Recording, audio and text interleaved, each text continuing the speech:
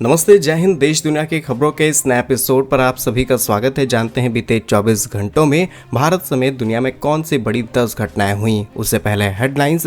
Iran में फंसे भारतीय नाविकों को भारत वापस लाने के लिए भारतीय दूतावास एक्टिव हो चुका है। भारत का प्रॉमिस है कि हर एक भारतीय को वापस लाया जाएगा। रिसेंटली भारत और जापान ने अपनी इकोनॉमिक सिक्योरिटी टॉक को कंप्लीट किया है, जिसमें AI, सेमीकंडक्टर और तमाम तरीके के इन्वेस्टमेंट प्रपोजल्स शामिल हैं। रिसेंटली कनाडा के प्रधानमंत्री ने चाइना विजिट किया है और अब अमेरिका और कनाडा ने आपस में एक दूसरे से दूरियां बनानी शुरू कर दी हैं, जिसके चलते यूरेनियम सप्लाई चेन को मेंटेन करने के लिए अब अमेरिका फ्रांस की तरफ मुड़ चुका है। वर्ल्ड इकोनॉमिक फोरम की तरफ से स्विट्जरलैंड में होने वाले एक बहुत बड़े इवेंट में दुनिया के अलग अलग देशों के राष्ट्राध्यक्षों ने पार्टिसिपेट करना शुरू किया और अब तक करीब 64 देशों के राष्ट्राध्यक्षों ने यहाँ पर पार्टिसिपेट कर लिया है। अमेरिकी राष्ट्रपति ट्रंप ने बोर्ड ऑफ पीस गाजा से आगे बढ़कर के वैश्विक शांति की तरफ नया अमेरिकी मॉडल बना लिया है, जिसे बोर्ड ऑफ पीस के नाम से जाना जा रहा है, जिसने आज हेडलाइंस भी बनानी शुरू कर दी हैं। वहीं सीरिया के ऊपर एक बार फिर अमेरिका ने अपनी सैन्य कार्रवाई शुरू कर दी है और तमाम ऐसे आतंकियों को ढेर किया जा रहा है, जिसकी जिम्मेदारी खुद अमेरिका लेना शुरू कर चुका है। जानते हैं आज के इस वीडियो में 10 की 10 इंपॉर्टेंट अपडेट डिटेल्स में। वीडियो को पूरा जरूर देखिएगा। यदि आपको हमारा काम पसंद आए, वीडियो को लाइक, चैनल को सब्सक्राइब जरूर कीजिएगा, क्योंकि आपका एक छोटा सा काम आप तक ये जरूरी और सही खबरें लाने में हमारी बड़ी मदद करता है। सबसे पहले भारत और ईरान से आ रही अपडेट ये है कि ईरान में हिरासत में लिए गए भारतीय चालक दल के सदस्यों के मामले को लेकर के अब भारतीय दूतावास एक्टिव हो चुका है। दूतावास ने ईरानी अधिकारियों से संपर्क कर नाविकों की तत्काल, जिसे हम काउंसलर एक्सेंस कहते हैं, वहां तक ये मांग तेज हो चुकी है। दरअसल ये घटना हुई, ईरानी अधिकारियों ने एक तेल भरे टैंकर पर सवार भारतीय नाविकों को हिरासत में ले लिया। यह घटना ईरान में जारी आंतरिक सुरक्षा और उथल पुथल के बीच अंतर्राष्ट्रीय प्रतिबंधों के बीच हुई है। भारतीय विदेश मंत्रालय के अनुसार तेहरान स्थित भारतीय दूतावास लगातार इस मामले पर नजर रखे हुए, ताकि नाविकों की सुरक्षा और उनकी रिहाई सुनिश्चित की जा सके। और आरोप यह था कि जिस जहाज को पकड़ा गया, इसमें करीब 16 भारतीय नाविक तैनात थे और ईरानी सेना कथित तौर पर समुद्री नियमों का उल्लंघन बता रही और इस नाव के जरिए अवैध सामग्री का ट्रांसफर एक जगह से दूसरी जगह किया जा रहा था। ये भारत के लिए नई चीज नहीं है। इससे पहले भी ईरान ने अपने समुद्री क्षेत्र के अंदर भारतीय नाविकों को कई बार इस तरीके से अपने कब्जे में लिया है। दूसरी खबर भारत जापान से, जहां पर रिसेंटली भारत जापान के बीच आर्थिक सुरक्षा वार्ता कंप्लीट हो चुकी है, जो कि मेनली भारत के अंदर इन्वेस्टमेंट, सेमीकंडक्टर, AI पर बेस्ड है। खबर आज की है, जहां आज टोक्यो में भारत और जापान के बीच हुई स्ट्रेटेजिक वार्ता के बाद आर्थिक सुरक्षा और द्विपक्षीय संबंधों का एक नया पिलर स्थापित हुआ है। भारत और जापान अब चीन पर निर्भरता कम करने के लिए अपनी सप्लाई चेन को पूरी तरीके से इंटीग्रेट कर रहे हैं। दोनों देशों ने साल 2026 के अंत तक एक संयुक्त सेमीकंडक्टर मैन्युफैक्चरिंग हब बनाने पर सहमति जताई है। जापान ने अनाउंसमेंट भी की है कि वह भारत को डीप टेक स्टार्टअप के अंदर $5 बिलियन की इन्वेस्टमेंट करेगा और यह पार्टनरशिप चीन की टेक दादागिरी को चैलेंज करता है। एंड जापान ने अपनी उस नीति को फिर से दोहराया जो कि भारत के साथ वो सालों से अपनाना चाह रहे थे। दैट मीन्स जापान भारत में JPY 5 ट्रिलियन यानी कि जापानीज करेंसी की $5 ट्रिलियन की इन्वेस्टमेंट कई फेजेस के अंदर भारत के अंदर करेंगे।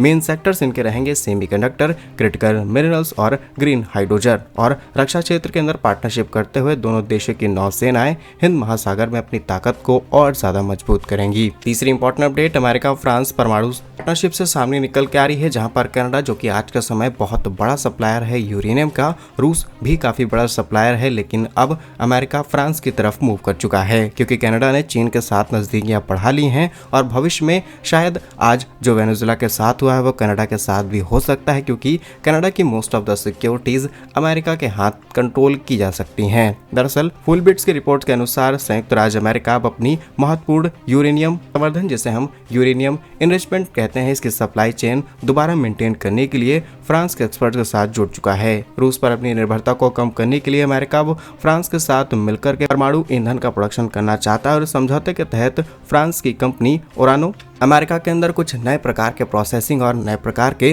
प्लांट्स सेटअप करना चाहती है। और ये बात जानकर के हैरानी होती है कि अमेरिका वही अमेरिका है जो कि भारत पर तमाम तरीके के प्रतिबंध, भारत पर तमाम तरीके के टैरिफ लागू करता है, क्योंकि भारत रूस से तेल खरीदता है। और वही अमेरिका अब परमाणु ऊर्जा के लिए रूस के साथ सालों से व्यापार करता रहा है, अभी भी व्यापार हो रहा है। और अब जब इतना प्रेशर अमेरिका पर बना, तब जाकर के ये फ्रांस के साथ अपनी सप्लाई चेन इंश्योर करने की तरफ मूव कर रहे हैं। Next important update world economic forum से सामने निकल के आ रही है, जहां पर 19 जनवरी से शुरू होने वाले वर्ल्ड इकोनॉमिक फोरम के लिए आज से स्विट्जरलैंड के दावोस में दुनिया भर के नेताओं का जमावड़ा शुरू हो चुका है। ये राष्ट्रपति ट्रंप के लिए सबसे बड़ा इवेंट हो सकता है, बिकॉज दावोस को आमतौर पर वैश्वीकरण का गढ़ माना जाता है, लेकिन ट्रंप यहां अपनी प्रोटेक्शनिस्ट नीतियों का प्रचार करने आ रहे हैं। इस साल फोरम के संस्थापक क्लाउस श्वाब के प्रेजेंट की काफी ज्यादा चर्चा की गई और वो इस विषय को हाईलाइट भी कर रहे हैं, क्योंकि ट्रंप जिस तरीके से दूसरे देशों पर कब्जा कर रहे हैं प्रोटेक्शन के नाम पर, ये इस चीज का बड़ा मुद्दा रहेगा। हालांकि दावोस के मंच पर चीन, यूरोप, कनाडा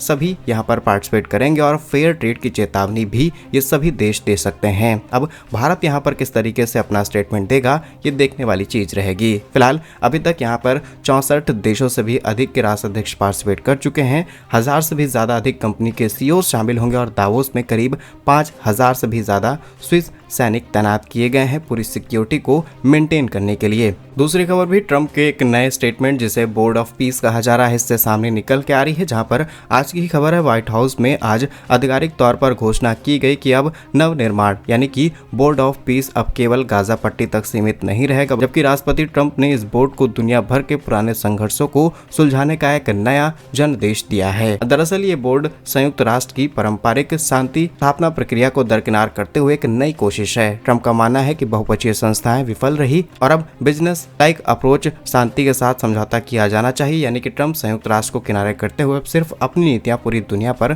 थोपना चाहते हैं। अगर इस संस्था की डिटेल्स आपको बताएं तो बोर्ड में 12 सदस्य होंगे, जिसमें पूर्व राष्ट्राध्यक्ष और बड़े कॉर्पोरेट अधिकारी शामिल होंगे। और कॉर्पोरेट अधिकारी मतलब सिर्फ बिजनेस इंटरेस्ट पर काम किया जाएगा। फंडिंग की बात की जाए तो इस बोर्ड को संचालित करने के लिए लगभग $10 बिलियन का ग्लोबल पीस फंड बनाने की तैयारी है और गाजा को रिकंस्ट्रक्ट करने के लिए लगभग $50 बिलियन का निवेश प्रस्ताव रखा गया। नेक्स्ट इंपॉर्टेंट अपडेट सीरिया से सामने निकल के आ रही है, जहां पर सीरिया के ऊपर अमेरिकी सैन्य कार्यवाही शुरू हो चुके हैं और सैनिकों ने इस चीज की जिम्मेदारी लेनी शुरू कर दी है। दरअसल अमेरिकी अधिकारियों ने पुष्टि की है कि उत्तर पश्चिम सीरिया के अंदर कई सटीक सैन्य कार्रवाई हमारी तरफ से की गई है, जिसमें कई ऐसे व्यक्तियों को साफ किया गया जो कि सीधे तरीके से प्रचार व प्रसार करते थे। यह कार्यवाही ट्रंप प्रशासन की उस नीति का हिस्सा है जिसमें इस तरीके की हर एक गतिविधि पार करना है और कहा जा रहा है कि जिन लोगों को साफ किया गया है, दिसंबर में हुए घातक मास्टरमाइंड में सैन्य कर्मी को निशाना बनाया गया है। अमेरिका के कई सैनिकों को इससे निशाना बनाया गया था, जिसमें सीरिया कहीं न कहीं इन्वॉल्व था या फिर सीरिया के अंदर बैठे हुए संगठन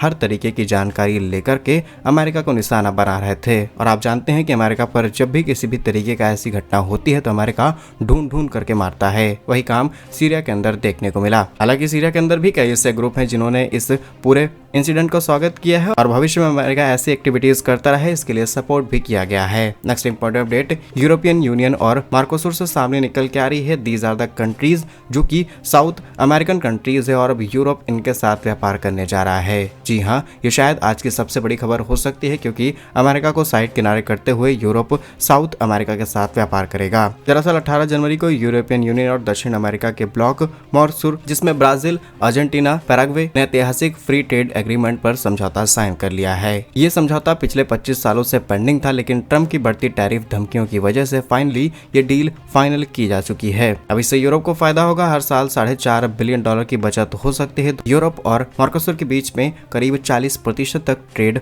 बढ़ जाएगा। हालांकि फ्रांस ने इस चीज का विरोध किया है कि इससे उनके देश के अंदर महंगाई बढ़ सकती है। टैरिफ न होने की वजह से स्थानीय किसानों को नुकसान हो सकता है, लेकिन इसका भी समाधान निकाला जाएगा। Next important update middle east Iran से सामने निकल के आ रही है, जहां पर हताहत होने वालों की संख्या अब 12,000 के आंकड़े को पार कर चुकी है और 18,000 से भी ज्यादा लोगों को जेल में डाला जा चुका है। नेक्स्ट इंपॉर्टेंट अपडेट ग्रीनलैंड से सामने निकल के आ रही है, जहां पर इस बार ग्रीनलैंड का सपोर्ट करते हुए पूरा यूरोप अमेरिका के खिलाफ खड़ा है। 18 जनवरी की सुबह ग्रीनलैंड की राजधानी नुका ने ऐतिहासिक विरोध प्रदर्शन देखा गया। राष्ट्रपति ट्रंप और उनके बयान के बाद हड़कंप मचा हुआ है, जिसमें उन्होंने ग्रीनलैंड को खरीदने के लिए डेनमार्क पर दबाव डाला और इनकार करने पर यूरोपीय सहयोगी पर 25% टैरिफ लगाने की धमकी दी है। हालांकि देश के कम पॉपुलेशन वाले लोग भी अपने देश का सपोर्ट पूरी तरीके से कर रहे हैं और उनका मानना है कि अमेरिका ग्रीनलैंड पर मौजूद दुर्लभ खजाने यानी रेयर अर्थ मिनरल्स को निकालने के लिए पूरी तैयारी कर रहा है। इसके अलावा जो प्रदर्शन है इसमें साफ शब्दों में लिखा गया है कि नॉट फॉर सेल के पोस्टर लहराया गया और ट्रंप को यहाँ से पूरी तरीके से रोकने की कोशिश की जा रही है। तो ये थी टॉप 10 इंपॉर्टेंट अपडेट। बीते 24 घंटों में ये सारी घटनाएं हुई हैं पूरी दुनिया में। भारत समेत क्या कुछ कहना है आपका इस रिपोर्ट पर कमेंट्स अपनी राय जरूर लिखिएगा। भारत कैसे ही वीडियोस पाने के लिए वीडियो को लाइक, चैनल को सब्सक्राइब जरूर कीजिए। वंदे मातरम, भारत माता की जय।